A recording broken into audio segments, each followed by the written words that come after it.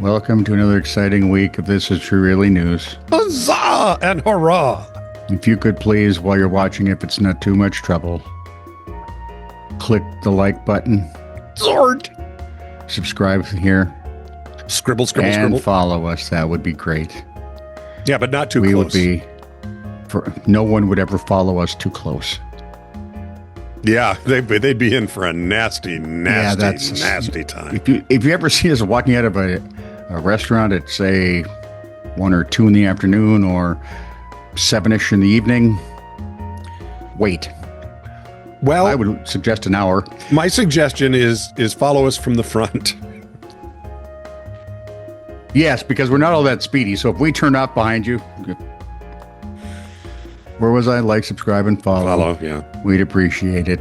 Yeah. If you have a story or comment or something you want, you can leave it right where it is, unless it's too long for right where it is. Then you can send it to us via that email machine.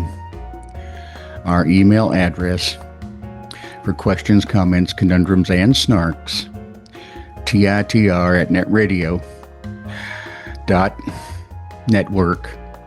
Thank you for your support. You know, he's already sued. Look, who was it? We'll keep the light on for you. Who's the... Oh, that was, what's his duck? Yeah, he's just sued. That wasn't him. His voice is way more effusive than that. Yeah, I suppose that's true. No. Tom Hardy. No. Baudette. Thank you. Tom Baudette. If you're in Kentucky with a raccoon. This is True, Really News with Scott Combs and Tony Vercanis. All the news you're about to hear is true. Really? As far as you know. Just waiting, we ready now? Wait a minute. Who does that intro for us? Sheila. Is she a marsupial hero? No, she is not. She's a lovely woman. Good answer. Because she knows where you live. And I'm afraid of her.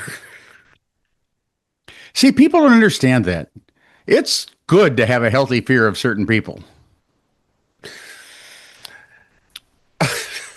Especially when you're us. We're afraid of most people. Some animals, a couple of vegetables.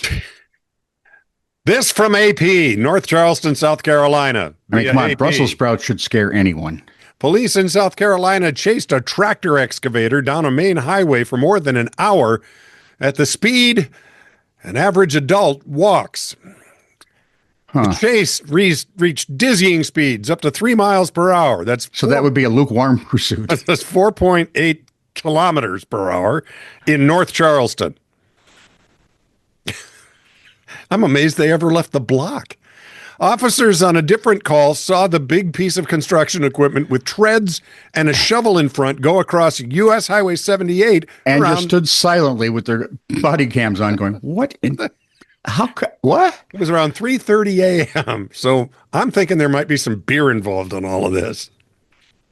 One would hope. A few minutes later, they got a burglary call from a business that was heavily damaged. And you're going to say these two things cannot be related. Could the business at that speed? Oh, no. Yeah. They saw the excavator slowly pulling away. Several cars immediately joined in the very slow speed pursuit. The excavator was going so slow. How slow did it go? Thank you. That cruisers would have to briefly stop several times a minute to not pass the construction equipment. They had their blue lights and sirens on and told the excavator driver over their loudspeakers that he was under arrest and needed to stop. You know, at that pace, they could have just gone up to the door and yanked him out. Meantime, other cruisers were blocking traffic. The chase went on for an hour and 12 minutes before the excavator drove into the Charleston County Fairgrounds property where it got stuck. Driver tried to run, but was followed by a drone until a police dog and handler caught up. Well, I mean, really? The 53-year-old driver of the excavator was charged with failure to stop for a blue light and 2 counts of malicious injury to real property. and remained in the Charleston County Jail on a $22,000 bond, according to jail records. Ah, it's an expensive rampage. Is it a rampage at that speed? How do you call it a slow rampage? You know, because rampages usually are pretty quick or pretty violent, and this one was pretty slow and a little bit violent. So this is not a this is a grampage. It was like it was in slow motion without being in slow motion. It's exactly it. I was just thinking grampage, you know, for old men. I see how you're thinking there. Yeah. That's the only. If anybody else has an idea, just let me know. I don't care. All right, as long as we're talking vehicles. All right. When in Rome, do as the Romans. An 80-year-old man who's, 58 years older than we are, Yep. drove a compact luxury Mercedes-Benz A-Class sedan down the landmark Spanish Steps in Rome. Before getting stuck partway down. As you do. As police report. The man tested negative for alcohol. And he's in Rome? No wine or anything? That seems... He was odd. Was it seems wrong. Was it Guido Sarducci? Who I think is permanently drunk? Don't tell me if you had a cigarette, so it could have been. The man tested negative for alcohol, was cited on the spot for driving down the monument in Rome's historic center, police say. Yeah, don't drive on the monuments, doggone it. The man, apparently a resident of Rome, was at a loss to explain how he had wound up driving down the famed steps. Even those of us who have never been to Rome have seen those. And apparently he didn't. I don't know. They didn't release his name, which was a kindness. Check the man for gummies. Unclear if the car was his. The small, sporty Mercedes was later removed by firefighters who had to use a crane. I don't think they had to. I think that way it would just not have to travel anymore. Yep. Do any more damage to the... So far, police haven't responded to requests for more details about the dynamics of this apparent accident. I wonder how long that chase was. Well, it wasn't much of a chase. He just kind of stopped there and waited for him, I'm thinking. Didn't even get out. If you're wondering, Spanish Steps take their name from the Spanish embassy to the Holy See in the nearby square. It's been in most every film that ever has an outdoor shot of Rome. Yeah. And they've been around since the 1720s. However, if you get too many more guys in their 80s driving Mercedes... You're going to have a problem. That rhymes. Yeah, they might not last a lot longer. Updated state mottos from Reddit. Oh, my. Kansas. For drivers that don't want to turn for 4 hours. I thought that was Nebraska's. I'll tell you what. I have driven across both Nebraska and Kansas the long way. And it's correct. It's accurate. There is a short way, but that doesn't help if you're going east-west. Correct. I was headed from Kansas City to Denver. That's one long straight drive. Yeah, but it's exciting because there's all that flat nothing to look at. Well, there's the Flint Hills at some point, but they're just sort of rolling hills with little flint sticking out. They look kind of like some of the fairways I've played at golf courses. Georgia. Take a left onto Peachtree Street and then a right onto Peachtree Street. I do like that. That's pretty nice. What? How? Georgia Peaches. Take a left onto Peachtree Street. Then a right onto Peachtree Street. All their streets are named Peachtree. That's what they're saying. Oh. Connecticut. That must make it difficult for, like, newspaper boys, mailmen, police responding. All right, where's the accent? Peachtree and Peachtree. Okay, let's get a little more specific. You wouldn't happen to have, I don't know, a Google Maps picture, would you? Yeah, GPS coordinates, please. That'd be the best. Connecticut. Come for the absence of entertainment. Stay for the high taxes. See, in Minnesota, you come for the ambiance, you stay because your car is froze solid, and you get high taxes. Illinois. This one's grand, and it's true.